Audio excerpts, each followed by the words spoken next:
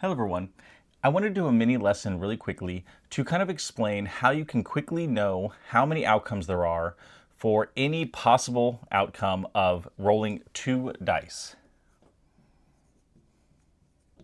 So if we're rolling two six-sided dice, we have to consider the possible outcomes, right? I can get a 1 and a 1, which will give me 2.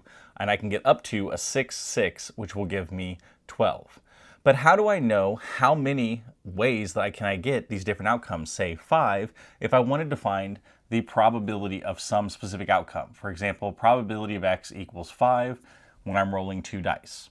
So the way we're going to do this is first I'm going to write out all of the different outcomes so we can kind of talk about the pattern that it makes.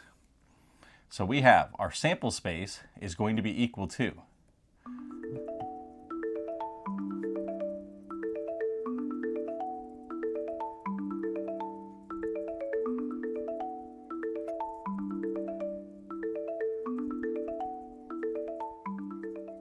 So here you can see all the possibilities when rolling two dice. Just remember from our multiplication rule of counting, our total number n is just going to be n1 times n2 times ... up to n sub k for however many events we are having in our experiment. In this case, we're rolling two dice. So we have two, so n1 and n2, where each of them have 6 possibilities, giving us a total of 6 times 6, or 6 squared equals 36 possible outcomes.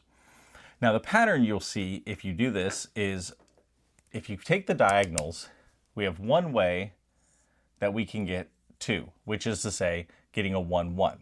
We have 2 ways that we can get a 3. We have 3 ways that we can get a 4. We have 4 ways that we can get a 5. We have 5 ways that we can get a 6. We have 7 ways we can get a 7. We have 5 ways that we can get an 8. We have 4 ways that we can get a 9. We have 3 ways that we can get a 10. We have 2 ways we can get an 11. And we have 1 way that we can get a 12.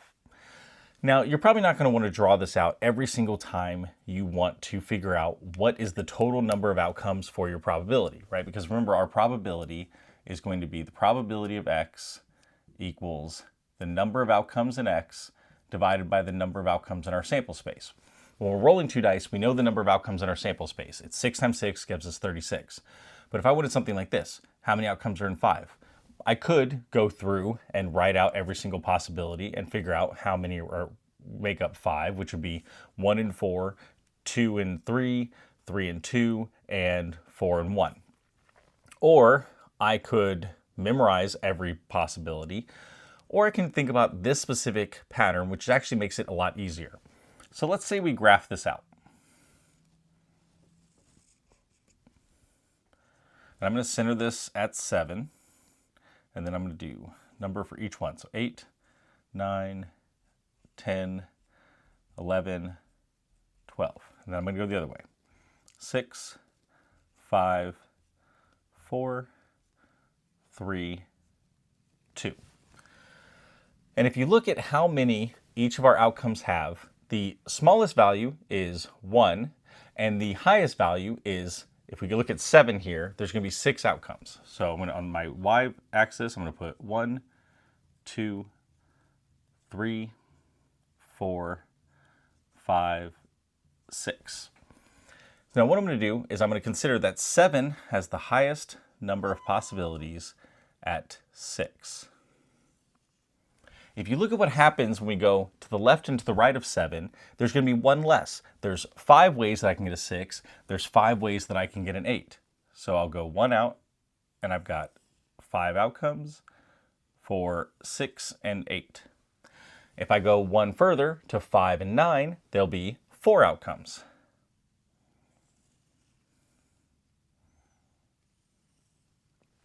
If I go 1 further to 4 and 10, I would have 3 outcomes.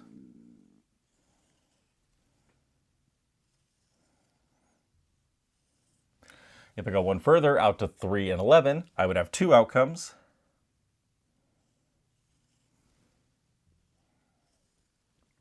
And if I go out to the last ones, 2 and 12, I would have 1 possible outcome. So you can kind of see that there is a specific pattern here where if I just remember that there are 6 ways that I can get 7, then every subsequent value that I go away from 7, I just subtract 1. So if I wanted to know what is the probability of getting 5, I know that there should be, if 7 has 6 outcomes, 6 has 5, 5 has 4. So it would be 4 out of 36. Similarly, if I wanted to find any other value, or another thing you consider is that the pattern starts at 1, right? There's 1 way you can get a 2. There's 2 ways you can get a 3. There's 3 ways I can get a 4. There's 4 ways I can get a 5. There's 5 ways I can get a 6. There's 6 ways I can get a 7. So you could start at the end and you could count up, and then once you get to 7, you just have to remember to start counting down. Now this is actually really useful because if I just ask you for a probability very quick, what's the probability of getting a 10? You say, okay, well, you could start at 7 and go 8, 9, 10, it's 3 away, so 6, 5, 4, 3. Or you could start at 12, knowing that there's 1 outcome, 11, there's 2 outcomes, 10, there's 3 outcomes. And that way you can always very quickly know exactly how many total outcomes there are, and from there, figure out the probability.